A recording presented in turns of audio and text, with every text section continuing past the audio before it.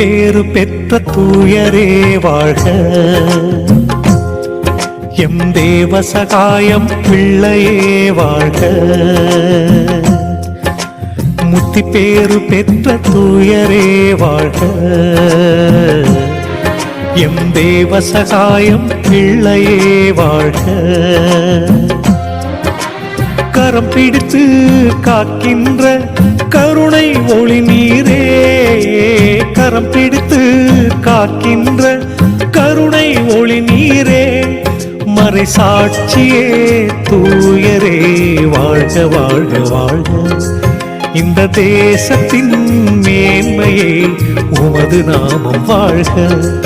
மறை சாட்சியே தூயரே வாழ்க வாழ்க